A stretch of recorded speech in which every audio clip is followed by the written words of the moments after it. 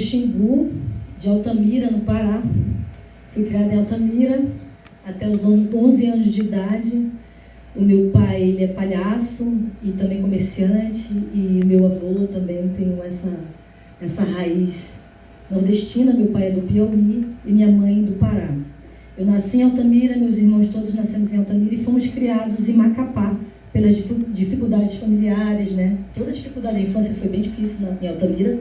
E a gente já morou em Alta Floresta, no Mato Grosso, mas fixamos no Amapá, que foi uma capital que nos deu todo esse berço, nos deu educação, nos deu cidadania. Eu fiz minha primeira identidade, matriculei na escola, fiz basquete, balé, tive essa cidadania mesmo no estado do Amapá. Pegamos um bom momento no estado do Amapá. E lá foi o meu primeiro contato com a cantaria, né, trazendo aqui para a Dona Mariana. Quando eu tinha uns 11 anos, a gente saiu da escola e minha amiga Eline e minha melhor amiga Crisler. A Eline era amiga de uma mãe de santo que incorporava a Dona Mariana. Levou eu e a Crisler para visitar a Dona Mariana. A gente não fazia ideia. Dona Mariana já abraçou a gente, toda formosa, gostou muito da gente. E eu não me esqueço, assim, porque a sensação que eu tinha era ao mesmo tempo de curiosidade e de medo, né? Eu tinha 11 anos, a idade do meu filho. E a minha criação foi muito católica. Apesar de ser neta de uma maranhense, que também tem um pezinho lá. E a minha outra avó materna também é do Ceará. Então, a minha família é bem nordestina. Nós nascemos no Pará, somos xinguaras, né? Quem nasce em Altamira é altamirense. Mas como a gente tem ali as margens do rio Xingu, somos xinguara. E essa chegada no Rio Amazonas, no Amapá, ela trouxe não só a cidadania, mas como a consciência espiritual, através da Dona Mariana, que foi o primeiro contato, primeiro santo, né? Primeiro axé que eu fui, foi a Dona Mariana. E aí é muita conexão, o Zeca me chamava para essa peça, depois de ter passado pelo Amiradade, por todo esse sistema aí de escolaridade aqui no Rio de Janeiro. Chegar nessa peça agora, para mim, é uma volta dessa grande cobra, né, que você trouxe no início lá do aquecimento, da minha vida, assim. Então eu me sinto muito lisonjeada, muito feliz de estar aqui do lado da Carol Potiguara, que também é do Nordeste, que também traz essa força de mulher, assim, guerreira, né, que a gente tem mesmo. E é isso, meu primeiro contato foi no Amapá, onde eu tenho muita gratidão. Eu conheci através do teatro, tive a oportunidade de conhecer a ayahuasca e outros rituais, e o Santo Daime, e outras medicinas da floresta, apesar de eu ser da floresta. Obrigada. Eu conheci essas medicinas aqui no Rio de Janeiro, os povos da floresta, os Runicuim, Yauanauá, esse colar, inclusive, laranja, é do Catuquina. E aí, gratidão também a todos esses povos, e assim como a Barquinha, a Baixinha e o Jardim Praia, enfim, tive acesso a esse sistema espiritual também no Rio de Janeiro.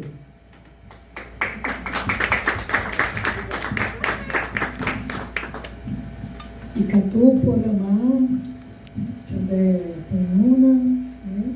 Tchandé Piuna, Tchandé Piuna. Agradecer aqui Gisele, Zeca Lidiero, mestre Zeca. Agradecer aqui Bárbara Bento, uma grande mulher, né? Essa ancestralidade toda aí. E agradecer Pedro Porã, Andequei, né? Agradecer a todos vocês por estarem aqui, né? Nesse lugar tão encantado, essa casa, né? Tão encantada. E eu estou lembrando, assim, quando Gisele me fez o convite para estar aqui hoje, né, nesse momento, eu lembrei que ela falou, a gente vai trabalhar com a Dona Mariana, vamos fazer uma celebração, o teatro, né? E aí ela estava falando sobre a encantaria da Dona Mariana. E aí eu lembrei de uma história que aconteceu aqui, inclusive na cidade do Rio de Janeiro, né, da Arara, né? Eu vou contar para vocês do mito da Arara, né, que é uma mitologia tupi-guarani milenar, que o povo indígena, Tupinambá, Guarani, Funiô, Potiguara, Camaiurá, preservaram, que é um conhecimento da ancestralidade, né? Deixa eu me apresentar um pouquinho. Eu sou potiguara da Paraíba, vim da Paraíba, muito pequena, vim com os meus parentes do Nordeste, né, da Paraíba. Minha família trabalhou aqui como carregador de fruta, trabalhou na peixaria, pessoas bem humildes, né? E a gente ficava nesse trajeto, aldeia-cidade, né? Na década de 60, 70, 80, o Sul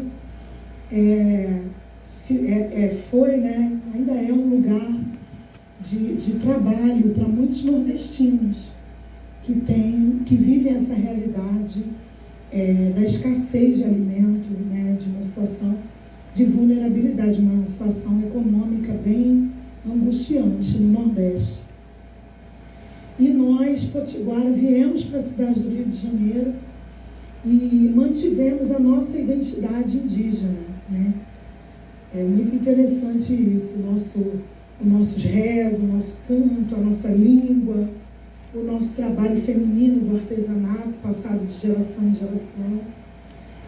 E eu, impulsionada pela minha família, né, obrigada quase pela família, por uma questão de sobrevivência, tive que cursar uma universidade, tive que estudar.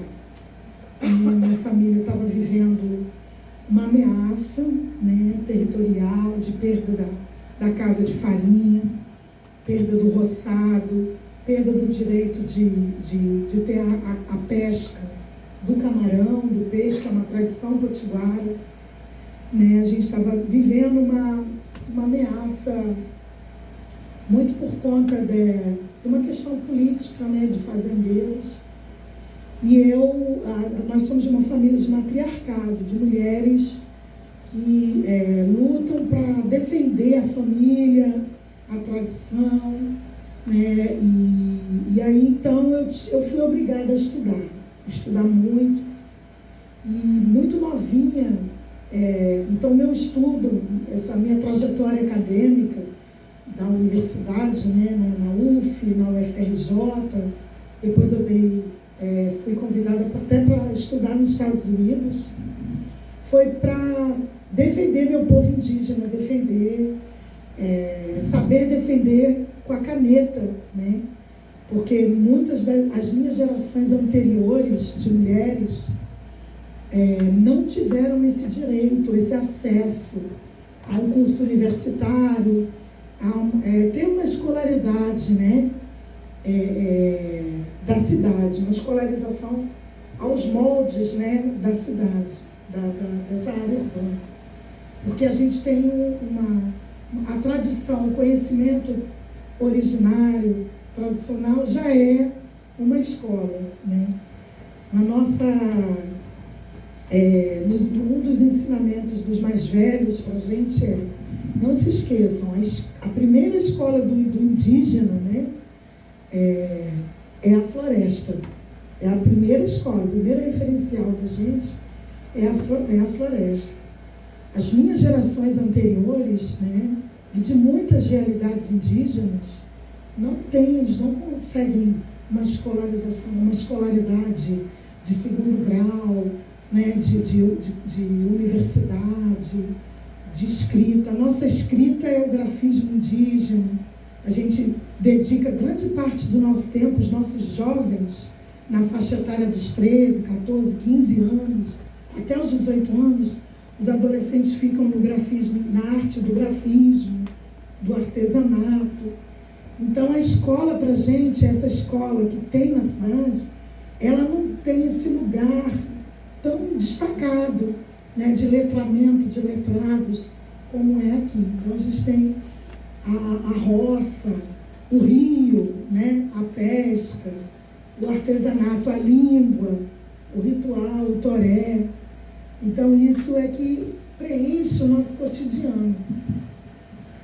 E eu então juntei, né, motivada por pesquisar, por escrever, né, na universidade, juntei essa escolaridade, esse conhecimento acadêmico, que foi muito bom, muito positivo, me amadureceu, me empoderou, me fez me dar um lugar, né, na cidade, numa área urbana.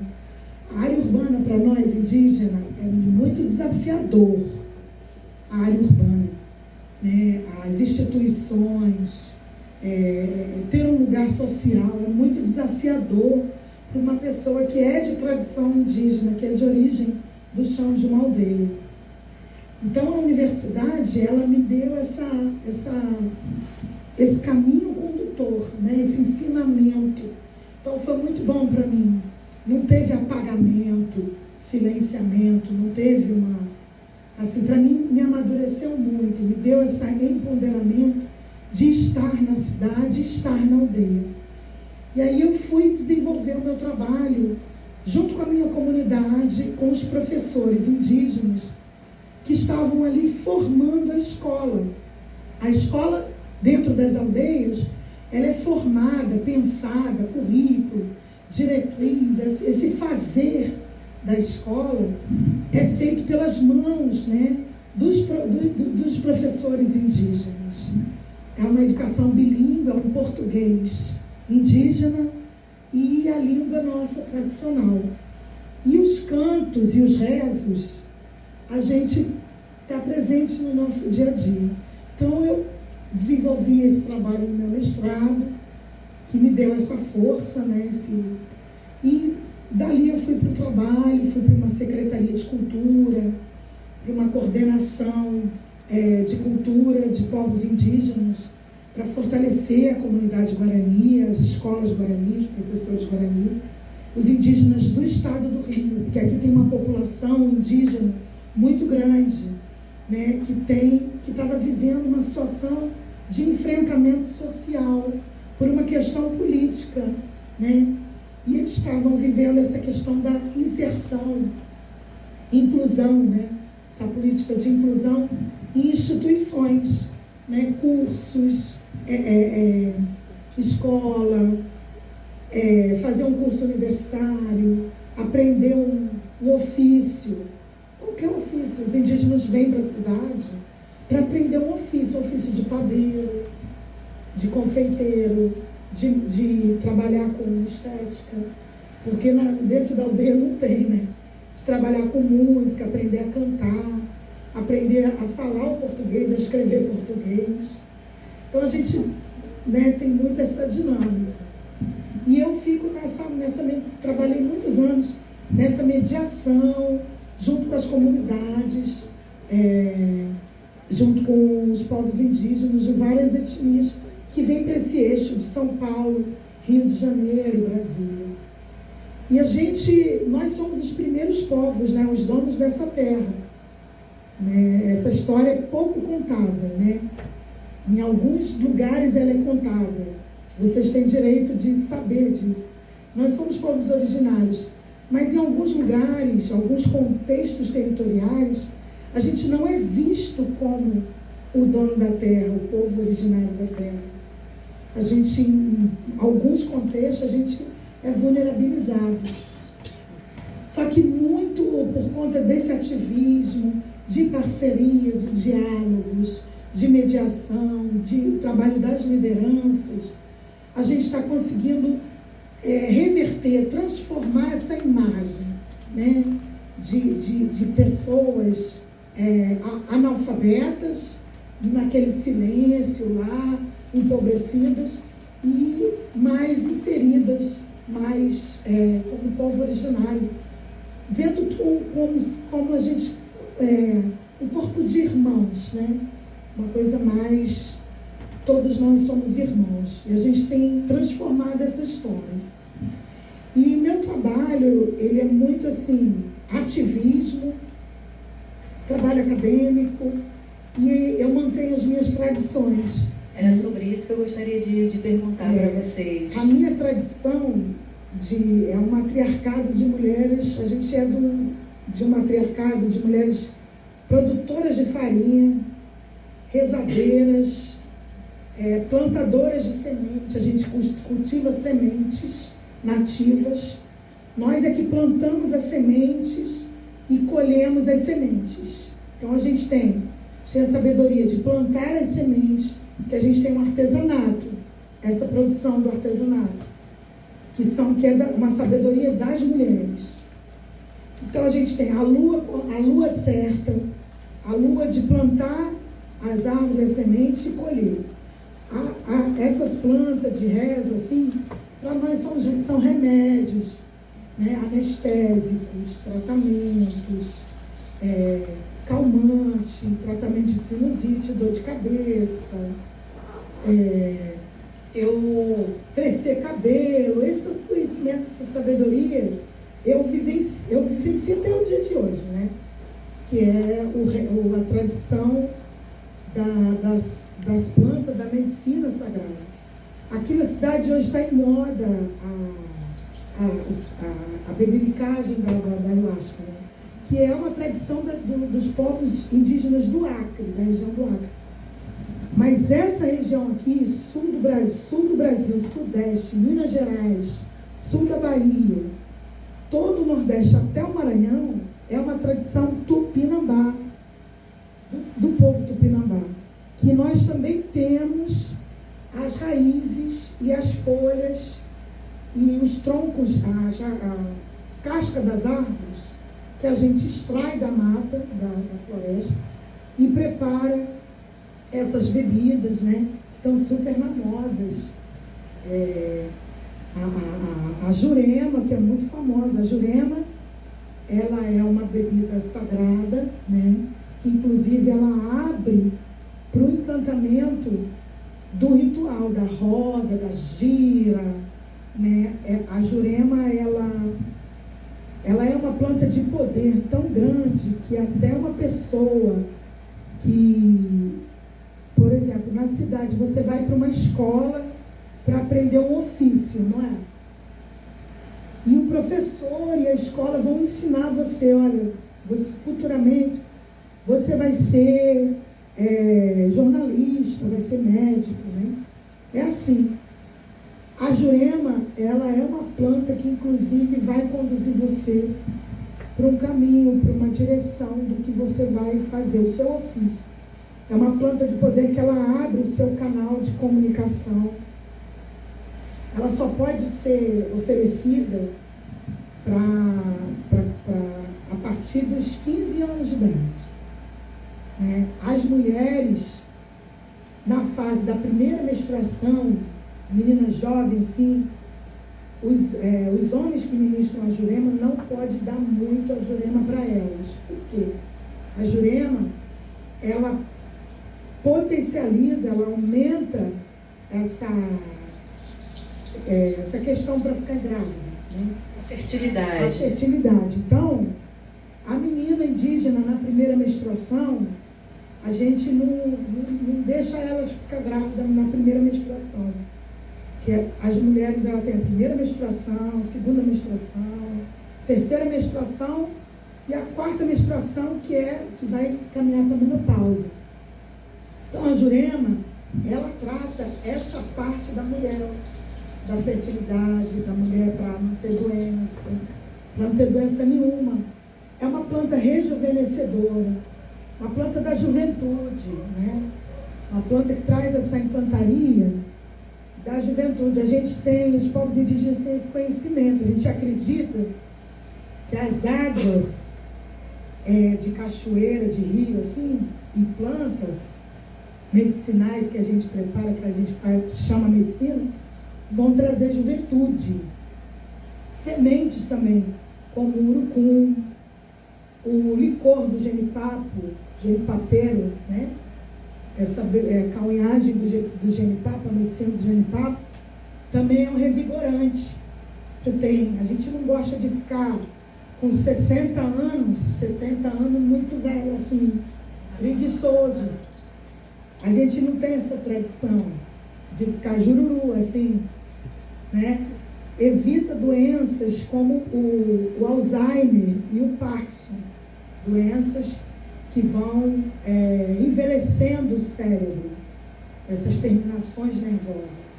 Então, a gente também trata essa questão da memória com as plantas medicinais, que com o tempo a gente vai tendo esquecimento, né? A fala vai diminuindo, a pessoa vai ficando desmemoriada e até mesmo dá essa tremura. Então a gente tem essas plantas que são revigorantes, né? E trabalham também na defesa da imunidade. Na defesa da imunidade. Descobrimos os segredos da vitalidade de Carol. A vitalidade, né? E tem a ver também com... É isso aí, a gente passa muito tempo banhando, as mulheres indígenas amam se banhar, entrar nos rios, né? E a gente gosta muito de ficar envolto dessa atmosfera das pagelãs. Então, as mulheres indígenas também têm o mistério da pagelância. Só que a gente vive também o chamado machismo, você sabia? Que nós temos machismo. Hoje, as indígenas acadêmicas estão escrevendo doutorado para debater a questão dessa estrutura, né, social indígena hierárquica, que uma delas é o machismo, e o machismo está dentro do ritual do canto. As mulheres têm que respeitar, tem uma hierarquia do canto, né, do ensinamento e dos rezos, né? As mulheres têm o segundo lugar, abaixo do homem. Hoje a gente está tentando, né? Mas ainda não mudou, não. Não teve uma mudança. Não teve, não. Essa mudança social, assim, lá dentro não tem. Que aqui tem os partidos, né, políticos, tem formação política que vai empoderando a pessoa, né? Lá tem uma estrutura muito rígida ainda. Enfim, isso é uma questão cultural nossa, né? Que a gente respeita, tem um respeito, né? E espaços como esse que a gente está tendo aqui agora são espaços fundamentais para a transformação, porque a gente vai conversando, né? Exatamente. Vai elucidando, botando luz em detalhes e particularidades que precisam ser transformadas. Eu fico muito feliz, né, de estar num lugar desse com todos vocês. Eu agradeço muito esse carinho. Não sei se aqui tem profissionais da área de saúde, professores, escritores, mas de vocês ouvirem, nós indígenas, né? Porque algumas pessoas da cidade que moram em áreas urbanas, elas têm ancestralidade indígena e não sabem como cuidar, né, dar esse tratamento. Então, esse momento como esse, ele é super importante, né? É uma inclusão. E é o meu caso, Carolina. Eu estou aqui com a minha mãe na plateia, que está aqui, bem aqui na frente. E essa, por exemplo, é a história da nossa família. A gente sabe que a gente tem origem da família do Pará, mas que por uma série de atos violentos, essas histórias, essas ancestralidades não chegaram pela oralidade, mas elas se fazem muito presente nos rezos, nos cantos, nas rodas, em contato com pessoas como você. Isso fica muito aceso e muito ativo, e com essa partilha dos conhecimentos a gente também vai remontando, né? Vai reconstruindo esse nosso memorial. Hoje, eu ouvi que o dia de hoje foi dedicado a um dia sobre reflexão sobre o meio ambiente e o planeta. E em muitos lugares do mundo, inclusive no Brasil, foi pedido um momento para se pensar na própria condição do planeta. E aí eu fiquei pensando nisso. Qual é a nossa condição de sujeito do Ocidente, que é o seu ambiente, mas que precisa escolher um dia no ano para ter uma hora para se pensar naquilo que se é? Enquanto todo o conhecimento, toda essa cosmopercepção indígena e das ancestralidades indígenas esse pertencimento está cotidianamente, mesmo no contexto urbano. Eu queria passar a palavra para a Bárbara para contar para a gente onde que essa encantaria... Você, Bárbara, aqui no Rio de Janeiro, aonde que essa cultura da floresta, tua cultura xinguara, e aonde essa cultura aonde você pratica, e eu não estou dizendo só sobre os momentos de rituais, mas como você caminha aqui por essa cidade do Rio de Janeiro, aqui em Santa Teresa, ou por onde você passa, e a tua percepção, como é que você vê esses pontos de encantaria por onde você passa, para você e depois para a Carol. Aqui no Rio de Janeiro, eu tive a oportunidade de trabalhar muito com teatro de rua. E esse teatro me levou a várias periferias, escolas, hospitais, universidades. E eu trabalhei durante uns 10 anos com esse tipo de linguagem de teatro de rua.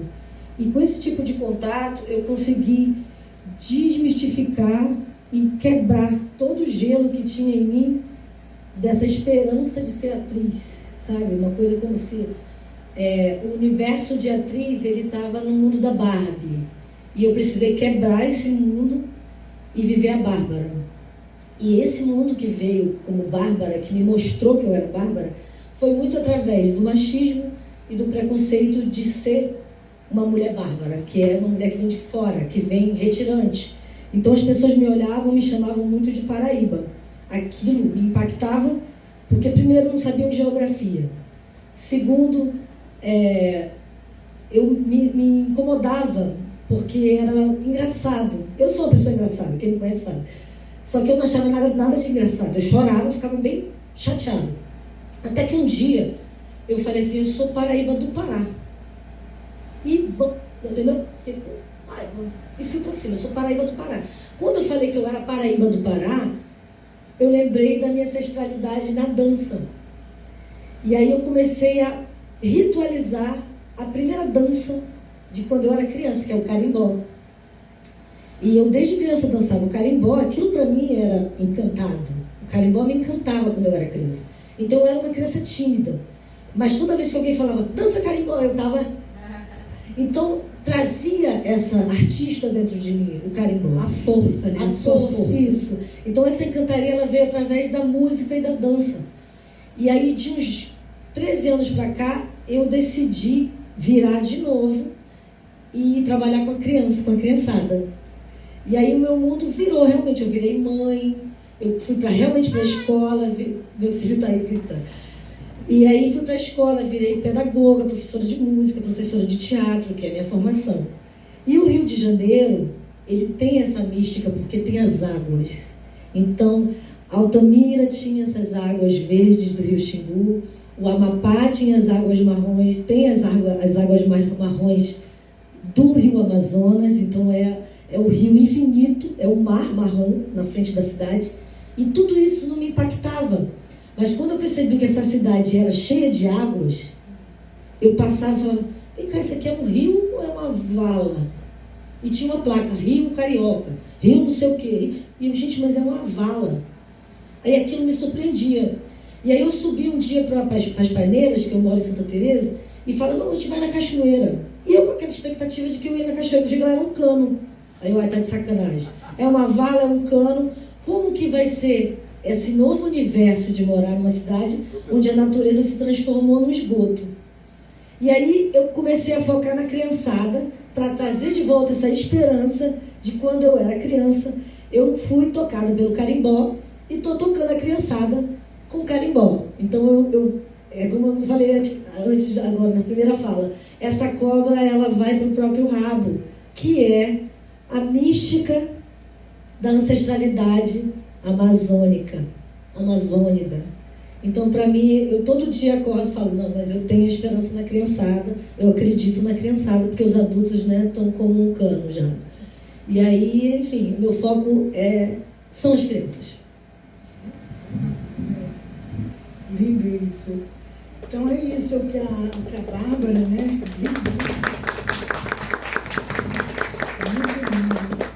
Que Anderu te abençoe, Bárbara. Anderu te abençoe e abençoe a todos nós, né? Eu acho que a gente está numa cidade, né, que a Bárbara está contando, que tem essa ancestralidade indígena, né? A cidade do Rio de Janeiro há uma ancestralidade indígena daqui, mas ela sofreu algumas agressões ambientais, né? Por conta de especulação imobiliária, essas coisas assim, de urbanização, fruto de toda a cidade urbana, cosmopolita, né? E nós estamos todos nós estamos aqui, eu também vivo aqui bem próximo, só que eu moro numa região que tem rio que ainda dá peixe, tem rio para tomar banho, tem rio que tem jacaré, tem onça, né? Então é uma área mais preservada, né? A gente toma bastante banho de rio, tem a praia, tem a pesca do camarão ainda. Aonde fica? Então, ali na região de São José do Embaçaí, Maricá. São José do Embaçaí. Visitem aquela região, uma restinga, né? Que tem ali próximo de Itaipuaçu. E também visitem uma região chamada Lagoa de Itaipu. Sabe a Lagoa de Itaipu? A Serra da Tiririca, que tem uma trilha ecológica lá, a Serra da Tiririca, e a Lagoa de Itaipu. Tem um rio, né, que dá peixe, que tem pesca de artesanal, tem muito movimento de ambientalistas lá, né? E eles estão fazendo um trabalho de despoluição pela Petrobras, está lá nessa área, despoluindo. E a gente está recriando, né, os povos indígenas que vêm do Nordeste para cá, que vêm da região do Acre, do Amazonas, vêm para cá nessa área urbana, a gente recria, né, os nossos saberes aqui, readapta, né, retoma o território dentro de uma territorialidade que tem ancestralidade, né, que tem povo indígena, que tem pessoas que têm ancestralidade, que o avô, o bisavô, né, tiveram contato com seus tradições indígenas, ribeirinhas, de caboclos, né? Vou te contar uma história de caboclo da minha região. Ali é a região da Paraíba, do Brejo, né, da Caatinga. Já visitou aqueles lugares. Tem também muito ali no Pernambuco, né, na região de Pernambuco, de Recife, que é assim, a gente tem a nossa aldeia indígena, né, que vocês já viram até foto na internet, de como é mais ou menos a nossa aldeia, nossas casas, assim. A gente agora está tendo casa de alvenaria, televisão, muita televisão, celular, internet, coisas assim, da cidade estão dentro da nossa aldeia. E a cidade é coisa de 6, 7, 8 quilômetros da aldeia. E na área urbana, o povo da área urbana são conhecidos, né, são batizados pelos índios como caboclo. Então tem, por exemplo, tem a religião da Jurema. E aí o povo da cidade, eles são trabalhadores rurais, né, eles plantam para vender para o sul abacaxi, melancia, hortaliças, alface, cebola, pimentão, que traz para a cidade manga. São trabalhadores rurais e pescadores, e eles têm o momento cultural deles, né? Cultural, religioso. O religioso, eles vão na missa, né? Rezar para Nossa Senhora. Nossa Senhora lá é sagrada, é uma encantada, tem várias tradições da Nossa Senhora, né? E à noite tem a fogueira e tem a roda de caboclo, né?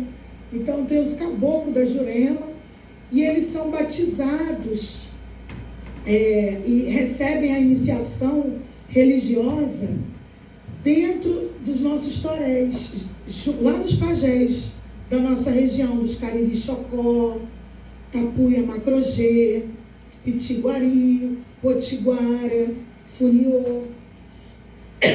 Eles são batizados, recebem o ensinamento das plantas, dos rezos, e recebem as ordenanças, né? Essas missões que são dadas, esse axé, né, na matriz africana, tem um nome, né? Que é um ensinamento passado na oralidade de um para o outro. E aí o outro se torna mestre de religião numa outra territorialidade. Então isso acontece muito na nossa região. E esse som, esse ritmo, né? É muito comum lá. E a festa, o festejo, né, de festa junina, do forró, tem matriz nesse encontro, né? Nesses encontros, nessas tradições, e que tem nós, indígenas, lá atrás, né? E hoje, a gente não está muito lá atrás. Olha que coisa boa. A gente está retornando, né? É interessante isso. A gente está tendo um processo que os povos indígenas estavam lá no passado, esquecidos. E a gente está retornando, né? A gente está retomando tradições, lugares que têm uma ancestralidade, a gente está dando luz, mexendo, né? E revitalizando.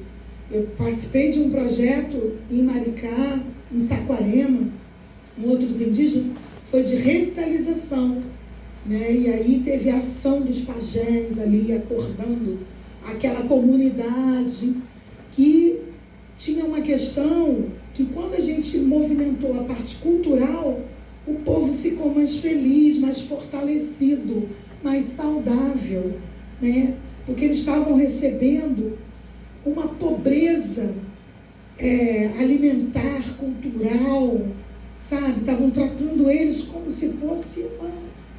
E a gente foi limpando e acordando, revitalizando aquela comunidade que tinha essa ancestralidade. E hoje a gente está nessa ação de resistência. A gente trabalha muito em resistências, nessas frentes de resistência. Eu sou uma mulher indígena ativista que trabalho muito numa frente de resistência, resistência cultural, resistência... Quando eu falo em resistência, alguns de vocês não têm dimensão, assim, noção do que é, né? Porque falar resistência, né? E o que é isso, né? Resistência. Né? É o chuveiro. O que é resistência indígena? O que é ancestralidade? É você ler um livro, ou você viu na internet, comprou um cocar do índio, ou viu no Instagram? É isso que é ancestralidade? Né? Porque hoje tá tendo isso, viu? Você fala assim, você é ancestral indígena, aí a pessoa vai lá e coloca um cocar e dança como indígena, mas ele não sabe, ele não tem dimensão do que é, né? Do real, do indígena real, né? Do contexto. Então eu falo, indígena é contexto, né? Indígena tem uma noção de coletividade, de vários, não é feito por um, é feito por várias cunhãs, várias mulheres.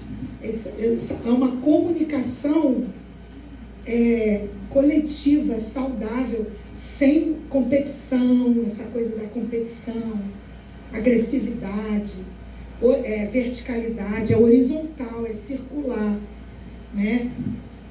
Porque a gente se baseia, esse conhecimento ele é resistente, tá vendo?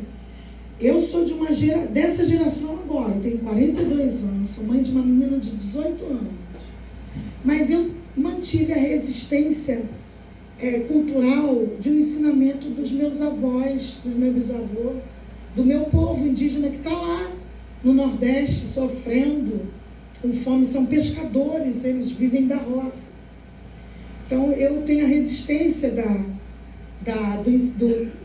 de olhar o céu, de olhar o chão, as águas, do rezo, respeito os 4 elementos, a água, o ar, o fogo e a terra. É o que me forma, né? Está na minha formação as sementes que foram plantadas em mim por conta dessa formação que eu recebi, eu resisti, né? Mesmo estando num contexto multicultural, transcultural. Olha a quantidade de informação, de povos que tem numa área urbana. Então, você resistir culturalmente e a negação que a gente recebe de não dizer que é indígena, de esconder que é indígena, porque é feio, porque não vai poder trabalhar no shopping, né? Porque não vai poder ser uma pessoa de terno e gravata de um escritório, trabalhar num computador, por ser indígena. A gente vivencia essas situações, infelizmente, desculpa dizer isso para vocês hoje, mas a gente, infelizmente, vivencia essas questões, se depara com essas situações de racismo. Eu sou uma pesquisadora, eu até compreendo por quê, né? Porque a sociedade brasileira, né, que a gente chama do Juruá, eles têm uma estrutura, vocês têm uma estrutura social que forma vocês, né? Então, uma menina que tem pouca formação, está num shopping center e me vê toda de arara, toda ararada, toda paramentada, que me chama de Paraíba, de Índia, que não posso entrar na loja para comprar um sapato, ela não deixa nem eu entrar, que ela não acredita que eu vou ter aquele dinheiro, que é a questão do dinheiro, é uma questão econômica. A gente, quando entra toda paramentado no metrô, lá no metrô de São Paulo, eles olham há um olhar de estranhamento, mas que já está sendo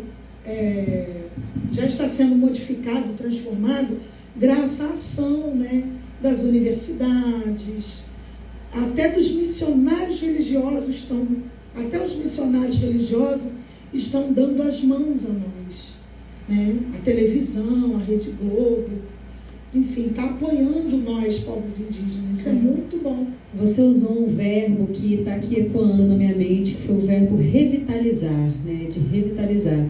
E a gente teve um privilégio enorme de ouvir a tradição de um mito, como ele é revitalizado. Você contou pra gente aqui, deixa eu contar em particular, mas que eu vou isso contar precisa para correr, vocês. todo mundo precisa saber disso. Eu vou contar, essas histórias precisam ser revitalizadas. A Bárbara, ela tem um mito que guia ela, que ela recebeu esse ensinamento na família dela, na formação dela como pessoa, que é da cobra grande, né? Que a Amazonas é muito forte, a mitologia da cobra grande. Então, a cobra, para nós, ela é sagrada. Os rios, tem o planeta Terra, não tem? Então, visualizem o planeta Terra. Há dois animais que equilibram os dois polos, é o equilíbrio dos polos, norte e sul. O sul, o polo sul é das águas.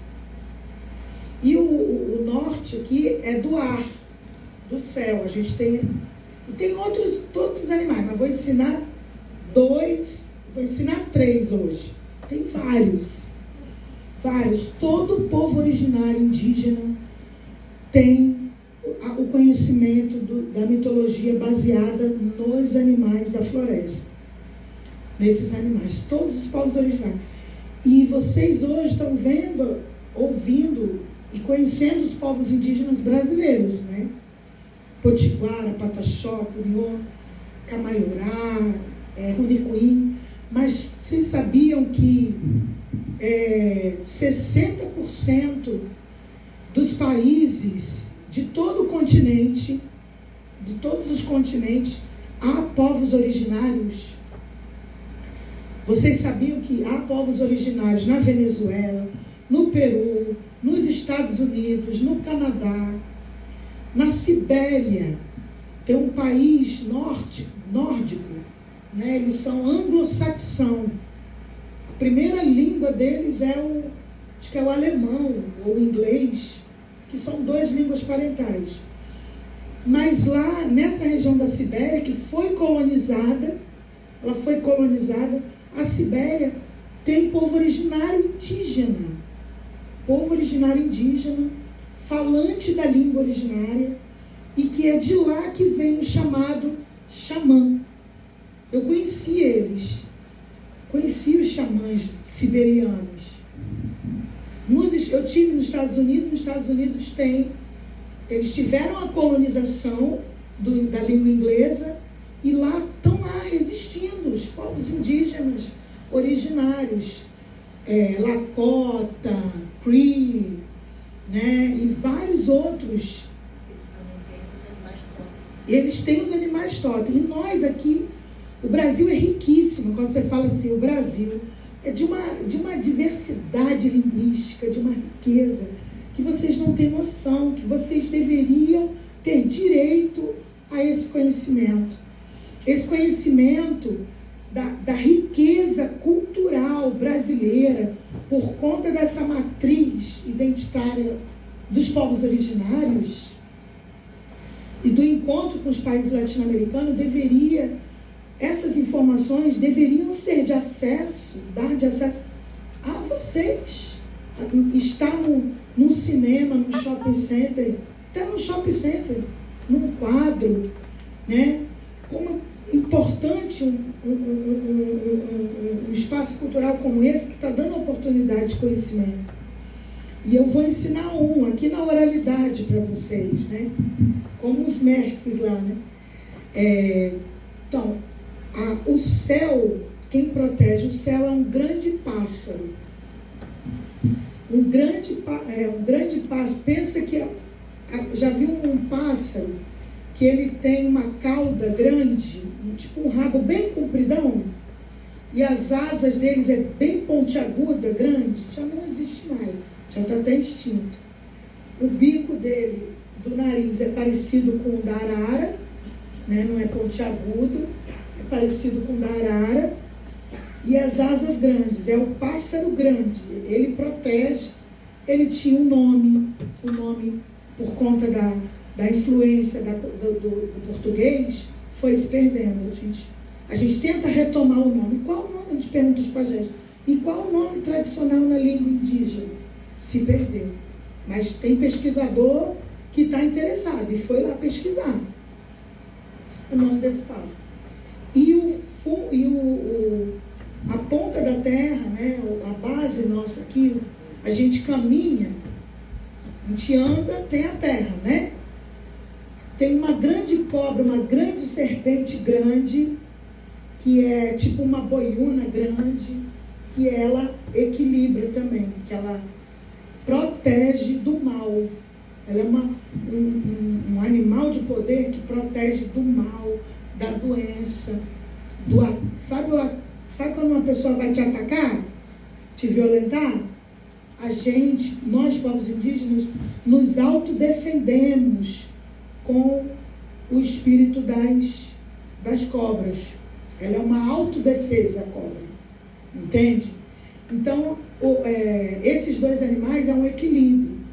Quando a gente faz pagelança, que a gente toma cauim, que a gente toma ayahuasca, faz sananga, né?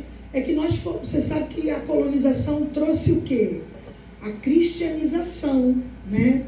Conhecimento bíblico, que a gente sem ter culpa nenhuma, a gente não tinha culpa nenhuma. Nós fomos o quê? Infelizmente, assassinados, perseguidos, silenciados, né? Então são conhecimentos que a cristianização ocidental não aceitou de jeito nenhum. Nos vê cheio de urucum, naquela pagelança, né? Naquela alegria toda, e o espírito da arara encantada. E os nossos ancestrais nos transmitiram esse conhecimento, que foi passado de geração em geração, até a Bárbara, que viveu numa região amazonense, recebeu esse conhecimento. Então, e tem um outro animal. Aí ela estava me contando dessa história da Dona Mariana, da arara cantadeira. E aí eu estava lembrando né, da arara amarela. Vocês conhecem a arara amarela?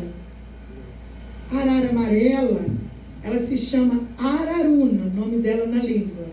Araruna. Araruna, ela é um pássaro, assim, muito encantado, muito sagrado pra gente. A gente faz uma festa para ela. Né? Na nossa tradição, você pode contar tudo? Pode contar? Então, porque pode ter alguém assim. Né? Então, a gente pega 3 a 4 a 5 araras dessas, a gente come a carne dela, assa, a gente moqueia a carninha dela. A gente é carnívoro, tá? Nós não somos vegetarianos. Nós comemos jacaré, farinha. Então a gente tem uma tradição bem, né, de comer carne. E aí, então, a arara, a gente tem um momento de... Então, a arara, a gente come a carne dela, assa a carne dela, pega as penas e faz esses cocares. Cocar, brinco, os homens furam assim as orelhas, o nariz, faz braçadeira. A gente tem a pintura dela. As mulheres ficam em recolhimento. As mulheres para a festa dela, as mulheres ficam em recolhimento. Por quê? Porque elas vão ficar na beleza, no encantamento da arara, vão até arrumar namorado no ritual. Que vai ter de Araruna depois dessa Entende? fala aqui no Rio de Janeiro. O ritual dela, da festa dela, não tem as mulheres solteiras, né? Fica um paquerando outra, assim, paquerando outro. Elas ficam no recolhimento das casas dela, fazendo os artesanatos. Vai ter a festa, vai ser daqui a 15 dias, de 15 dias a um mês. As mulheres já vão para o recolhimento, trabalhar no artesanato, fazer aqueles colares bonitos, fazer a pintura delas, se enfeitar toda de penas, e vai ter a dança. Aquela dança é uma paquera, mas é uma paquera, um ritual bonito, viu? Sai casamento dali. Inaugura-se um tempo novo. Para inaugurar um tempo novo, para tirar a tristeza, as coisas negativas do passado. A gente tem uma temporalidade que o passado que contou tristeza, a gente não tenta caminhar para frente, para o futuro, com coisas novas e alegres. Então, o ritual marca essas passagens e nos impulsiona, nos ajuda nesses novos tempos, nesse passado, presente e futuro. Acreditar no futuro. A gente chama de Arapoti. Arapoti é o tempo novo.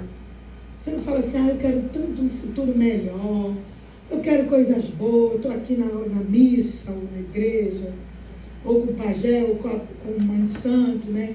Poxa, eu quero um tempo novo, ou então com Deus mesmo. Deus, eu quero um novo tempo. Não pede?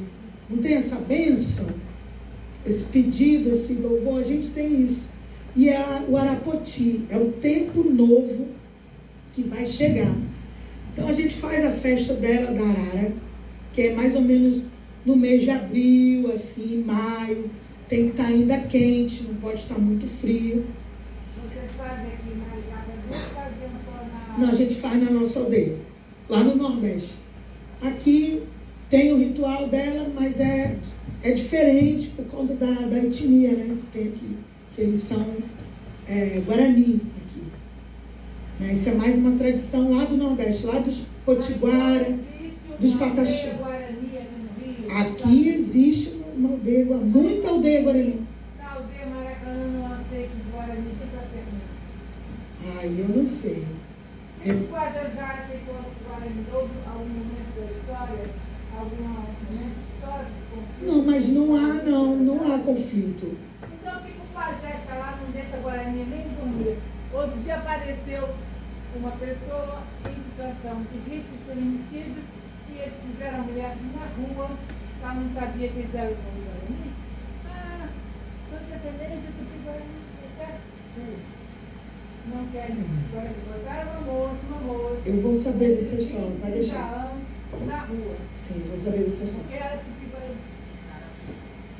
Então, o Arapoti, eu até escrevi o Lá livro. no Parque Lá, uma vez, na Guarani vendendo as coisas de lá, e fez morar das velhíssimas, que de Maracanã não tem. E tinha disse, estou pagando na hospedaria mais barata da Tiradentes, R$50 o pernoite, para poder vir no Rio vender as coisas.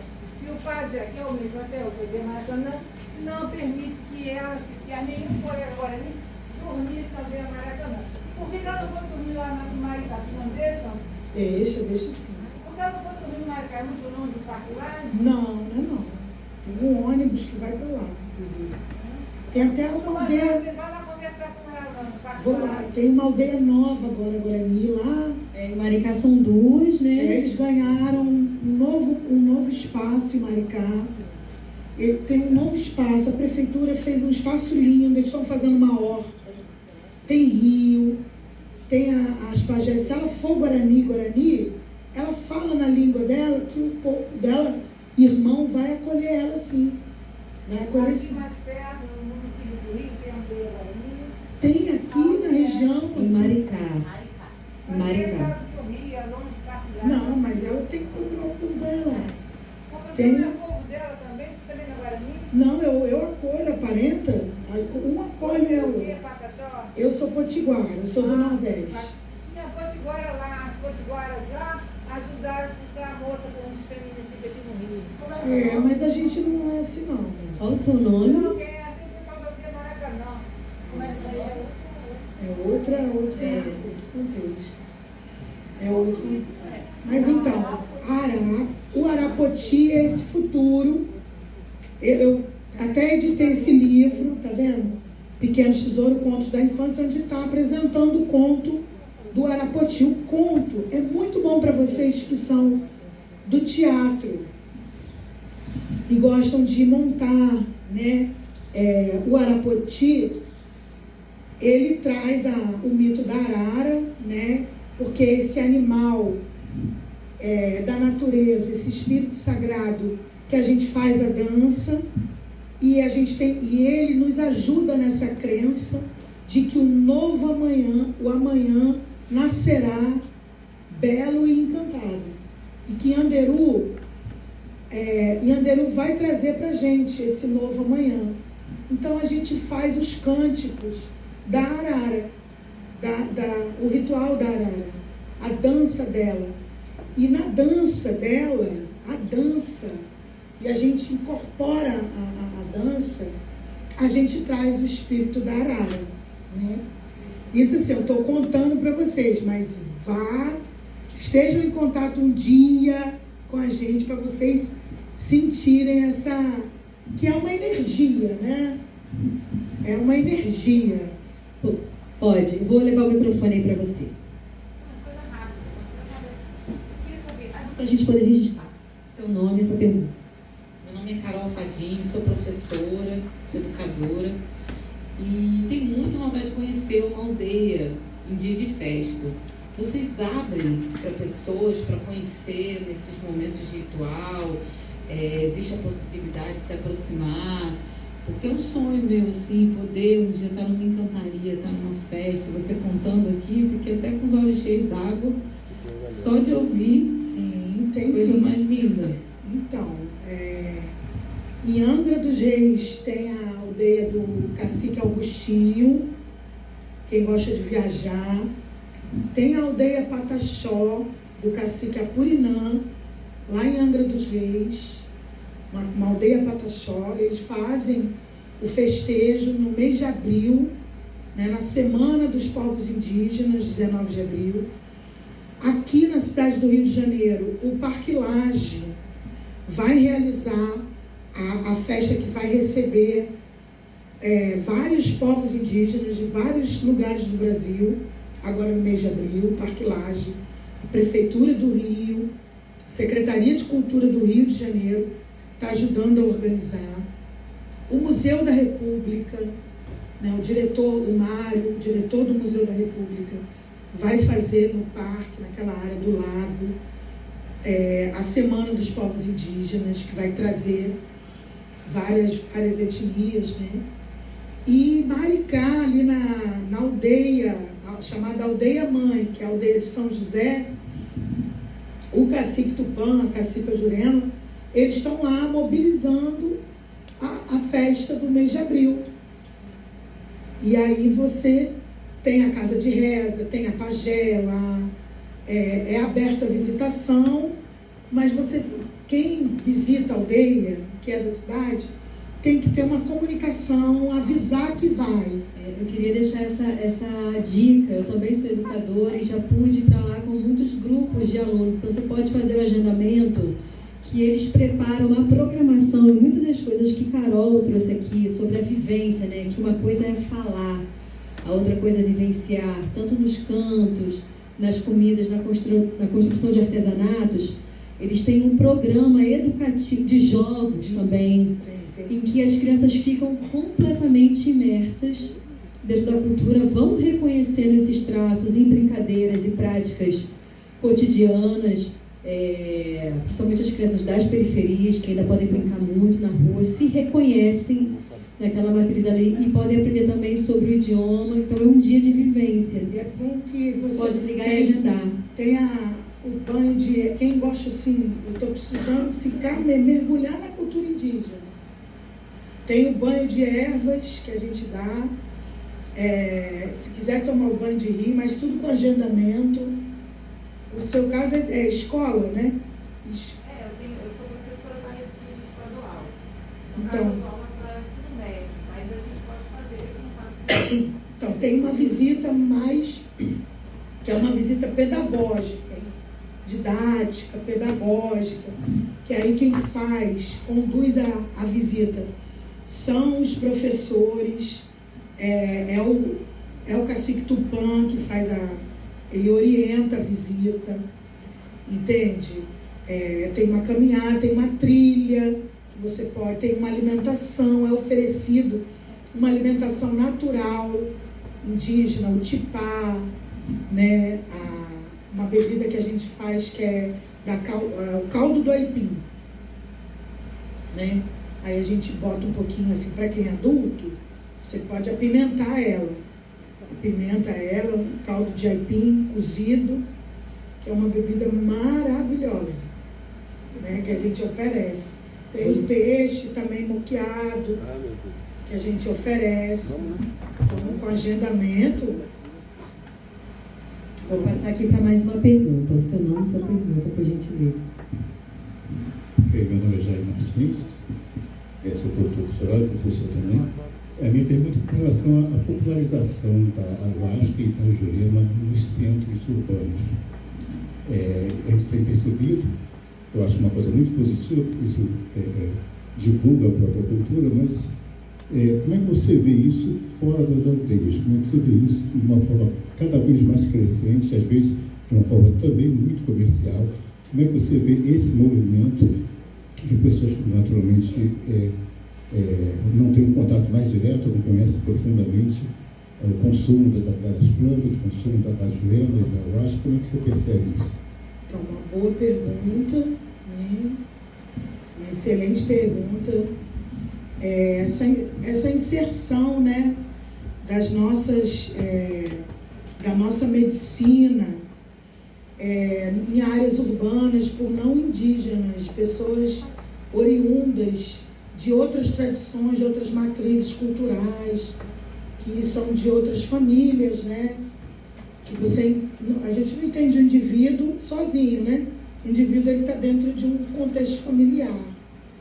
Então, assim, eu vejo com um certo receio e, assim, é um pouco perigoso também, porque está tendo muita apropriação dessa medicina e o ensinamento e o uso sendo conduzido por pessoas não autorizadas, porque há uma autorização, né? E é um ensinamento sagrado que você tem que respeitar. Há uma hierarquia para o uso, para o ensinamento e o uso da medicina, da cauinhagem, da ayahuasca, da jurema. não pode ser comercializada, ela não pode ser vendida. Tem que ter a presença de alguns pajés, porque ela trabalha com o seu sono, ela é um psicoativo, ela vai trabalhar no seu metabolismo, ela trabalha no seu campo metabólico, na sua corrente sanguínea. Você não pode misturar. Na cidade, as pessoas misturam, vão para fumar cigarro, não pode fumar cigarro. Sabe o cigarro industrial? Tem acetona, tóxico, aquilo causa vício. Com muitas quantidades de cerveja,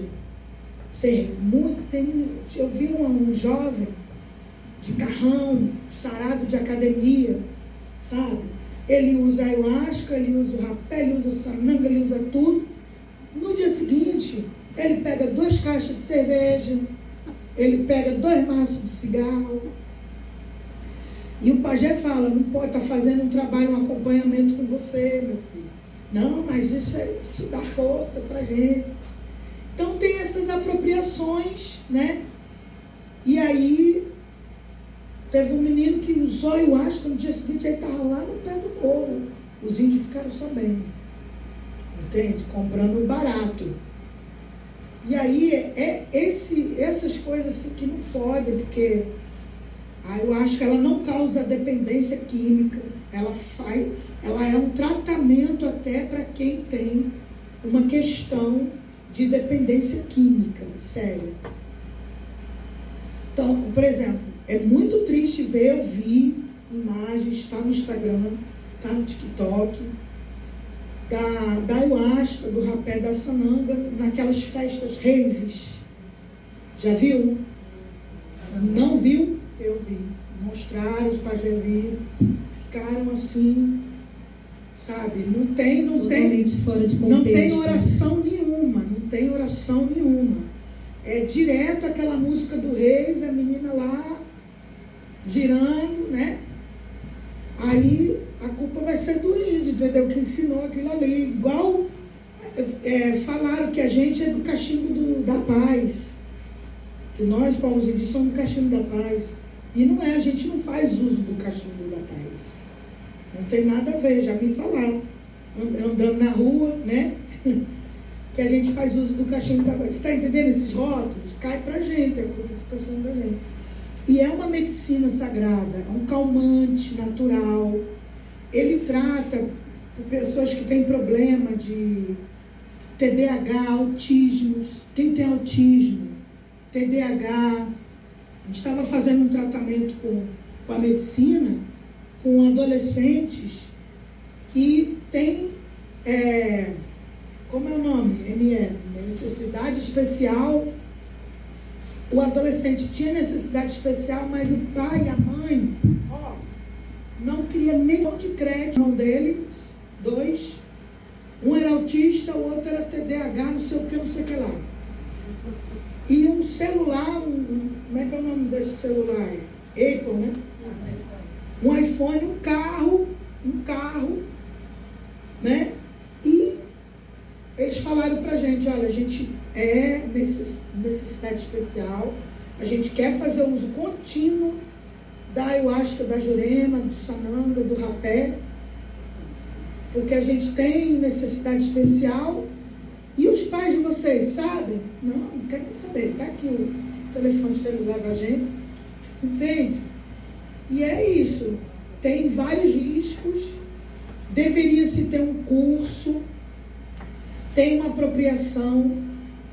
E assim, aquela questão dos direitos autorais, né? Que hoje vocês estão vendo aí, direito autoral.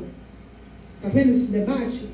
Dos direitos patrimoniais, está se discutindo em Genebra, está se discutindo em Genebra sobre direitos patrimoniais genéticos.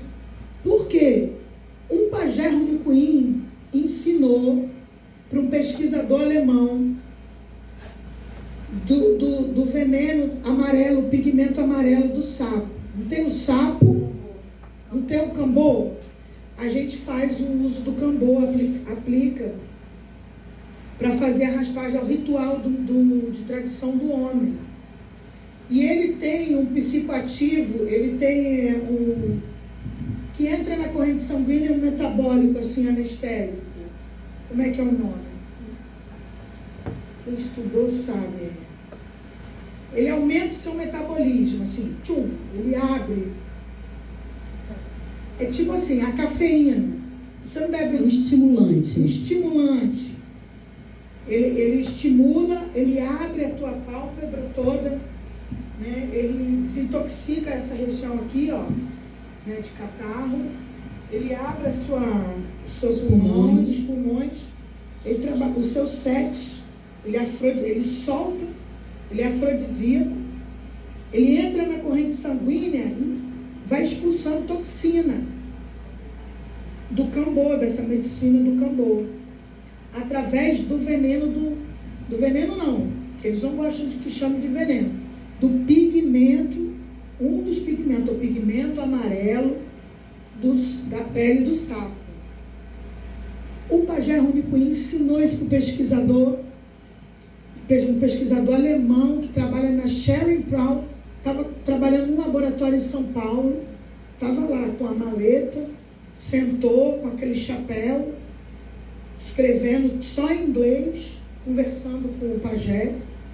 O pajé falou: olha, o grande espírito mandou eu ensinar isso para você, você não precisa me dar nada, nem R$1, porque o grande Pai Criador pediu para eu ensinar isso a você, para você levar lá para o seu país, porque vai levar muita cura lá para o seu país. Eu vou dar ele para você num vidro, deu bastante pigmento para ele, aplicou no pesquisador, deu para ele, ensinou como fazer, ele escreveu, foi lá no computador ver qual era o nome científico, né? Aí, e o pajé teve uma grande visão, que o grande Pai Criador é Deus, né? É Deus Yanderu, disse que ia salvar muita gente de doenças, porque salva de doenças isso, né?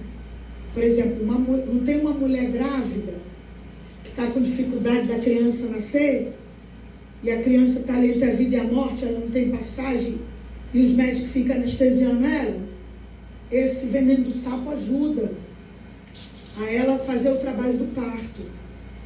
Uma pessoa, por exemplo, que está com células dentro do organismo, fazendo mutação genética, não tem? Cânceres, células assim, fazendo dentro essa medicina ajuda a ir limpando. Então esse pajé deu o veneno do sapo para ele levou para lá. O indígena falou assim: não vou nem patentear porque eu não sei escrever esse papel. Em alemão, o que ele fez? Hoje ele está na composição do Viagra. O medicamento Viagra. Era amarelo, ficou azul. Do Viagra. O Viagra, que é uma produção alemã. Você lê a bula lá, tá tudo científico, né? Aí eu fui lá, abri o computador, estava conversando com esse parente meu. Ele, Carol, mas é isso. Aí os Runicuim, os pajé Runicuim do Amazonas, do Acre, foram lá, fizeram um grupo, fizeram tipo um sindicato, começaram a tentar se autoproteger. Aí o homem ficou rico, né? Depois comprou um carro, assim, um apartamento. Porque esse medicamento, você sabe que lá na Europa ficou famoso, depois chegou no Brasil. E ele tem origem aqui. E a ayahuasca, ele está já sendo levado para lá também, para cura de doenças, entende? Então, assim, e o direito de patente da gente? Porque isso quem teria que dar era o governo. O governo tinha que ir até as nossas aldeias, fazer conferência de saúde e levar a sério o estudo da medicina da ayahuasca, fazer registro acadêmico disso, né? Porque a gente não sabe muito escrever aquelas palavras para dar entrada na instituição, entende? Então, o governo que tinha que dar essa oportunidade para a gente. A Fiocruz está fazendo. A Fiocruz fez o primeiro fórum de medicina tradicional. A gente estava conversando com as enfermeiras, agente de saúde, enfermeira, dando curso a elas, né? Dando curso a elas. A UFRJ é que levou mais a sério a abordagem, a pesquisa. É a UFRJ aqui lá no fundão. A UFRJ está em primeiro lugar na frente da Fiocruz. Enquanto instituição de apoio e acolhimento. E assim, levou a sério assim. Uma luta, né? Eles bancaram uma pesquisa, mobilizaram recursos federais, pagaram pesquisadores, professores para sentar no computador, escrever, contrataram, fizeram conferências, reuniões, assim. Tá lá, quem quiser, quem for agente de saúde, tiver trabalhando em posto de saúde, que quiser uma consultoria, a UFRJ dá. A Fiocruz agora tá tipo assim, eu vou ouvir o que os índiozinhos estão falando, para ver se é verdade. Mas assim, não é tudo isso não, né? Quem respeita mesmo os povos indígenas são algumas instituições do governo sérias, como a USP, a UFRJ, né? Vai fazer o modo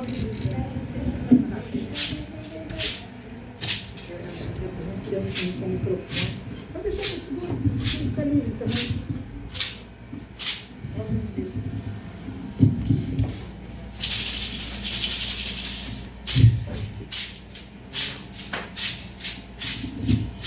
Aí vocês vão fazer esse movimento aqui, ó. São das índias lá do Amazonas, das mulheres, essa dança assim. Frente para trás. Isso, costurada. Tipo assim, ó. É um movimentozinho simples. Aí vamos lá. No galho das oliveiras, onde a arara foi a posar. No galho das oliveiras, onde a arara foi a posar. O caça-caça, índia guerreira, não mate a arara, deixa ela voar. Vocês, o caça-caça, índia guerreira, não mate a arara, deixa ela voar. No galho das oliveiras, onde a arara, pode bater palmas, foi a posar. No galho das oliveiras, onde a arara foi a posar. Essa caça, índia guerreira, não mate a arara, deixa ela voar. O caça-caça, índia guerreira, não mate a arara, deixa ela voar. Daue rayon, vocês, vamos lá. Daue rayon, Arnã tá caneto. Daue rayon. Esse canto indígena, né, que é um mantra, ele limpa esse chakra aqui do coração. Tira toda essa tensão, essa dureza, escuridão, bota você em contato com a luz. Vamos lá. Daue rayon, Arnã tá caneto. Daue rayon, Arnã tá caneto. Tue rayon, Arnã tá caneto. Churrapi, churria, carramia, jarra, eron, aueri, tupã. Churrapi,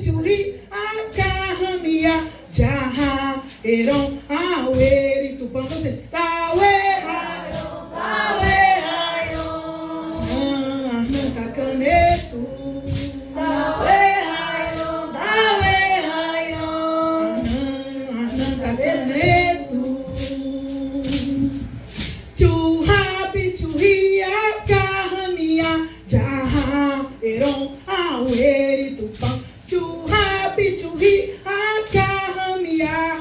Levanta as mãos assim pro céu. Jarra, Heron, Aueri, Tupã, Aueri, Tupã.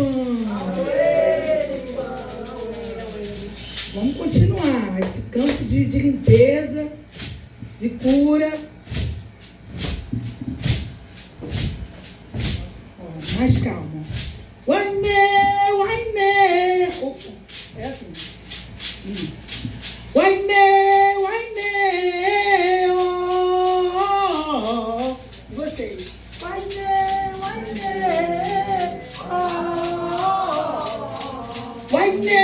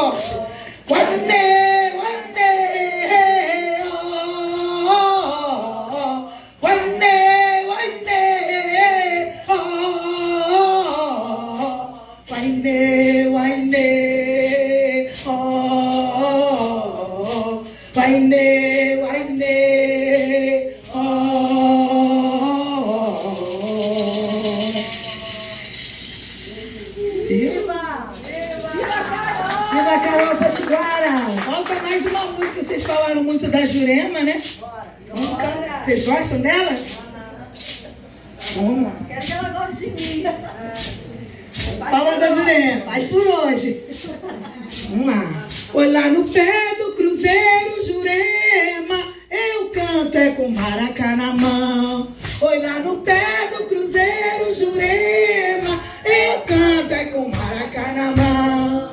Pedindo a meu Jesus Cristo, pedindo a sua proteção, pedindo a meu Jesus Cristo, pedindo a minha proteção. Oh, Ana Rei, Ana Rei, Ana Rei, Ana Rei, Ana Rei, Ana Rô. Quer rodar? Ana Rei, Ana lá, Ana Rei, Ana Rei, Ana Rei, Ana Rô. Oi, lá no pé do cruzeiro, Jurema, eu canto é com maracá na mão.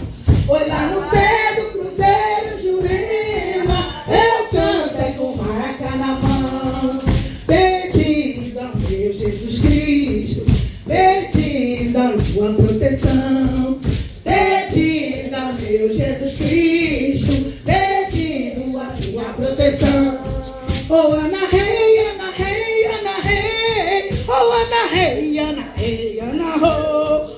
Oh, Ana Rei, Ana Rei, Ana Rei, Ana Rei, Ana Rei, Ana Rô. Oi, lá no pé do cruzeiro, Jurema, eu canto é com maracá na mão. Oi, lá no pé do cruzeiro, Jurema, eu canto é com maracá na mão. Pedindo a meu Jesus Cristo, pedindo a sua proteção, pedindo a meu Jesus Cristo, pedindo a sua proteção. Oh, Ana Rei, Ana Rei, Ana Rei, Ana Rei, Ana Rei, Ana Rô. Oh, Ana Rei, Ana Rei, Ana Rei,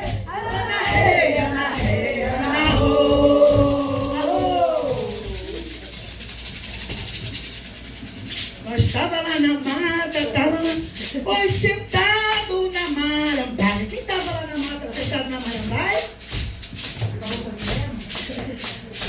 Cabocla da mata virgem, quem é que balança a aldeia?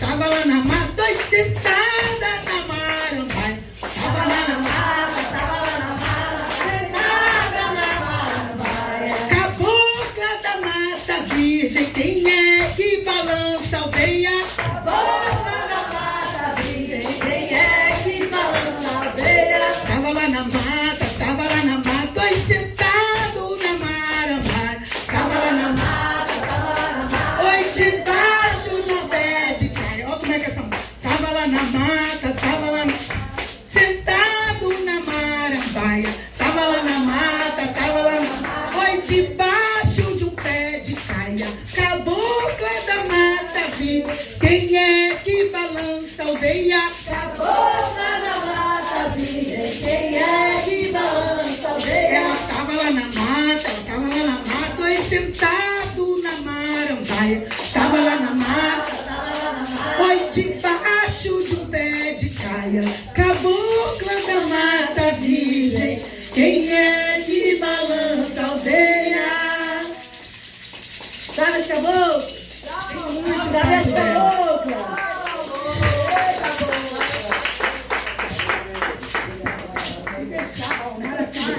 Ele não para. Tem vida, né? Ele tá cantando, ele é sozinho. Tá pedindo mais canto. Tá bom.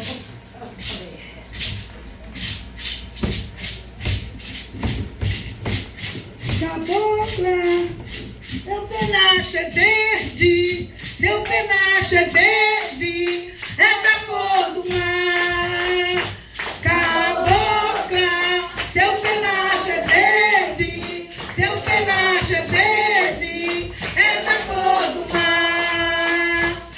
É a cor da cabocla Jurema, é a cor da cabocla Jurema, é a cor da cabocla Jurema, Jurema.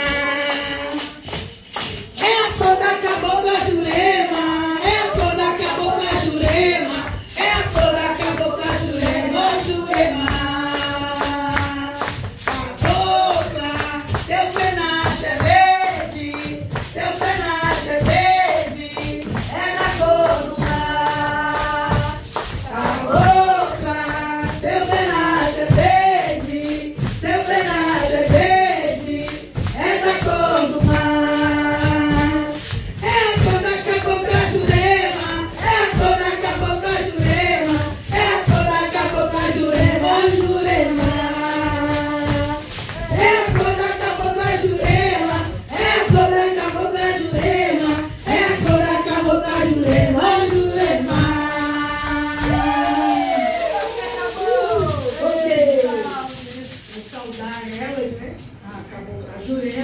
Eu contei com você que ela é sagrada pra gente, né? Tem mais canto dela de resto. Tem um canto de resto, pode ir.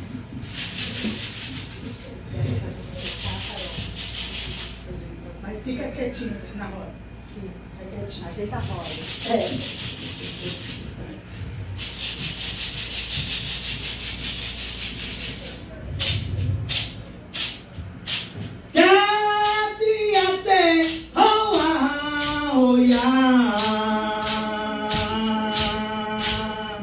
Essa música, você dança ela para tirar toda a energia do corpo.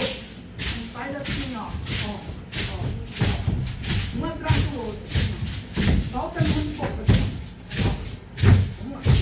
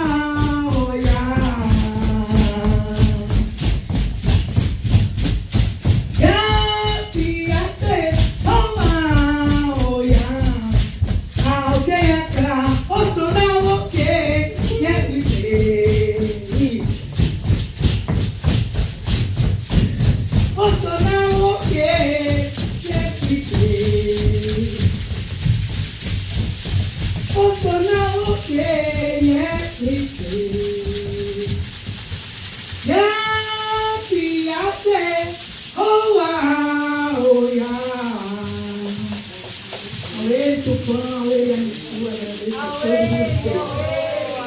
Ao ele, saúde para cada um de vocês, muita paz, muitas bênçãos, cada um.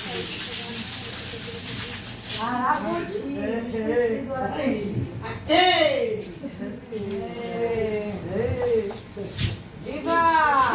Viva Carol Potiguar! Viva Bárbara Ventra! Viva Cabocla Mariana! E viva todos nós! Viva! Viva Areza!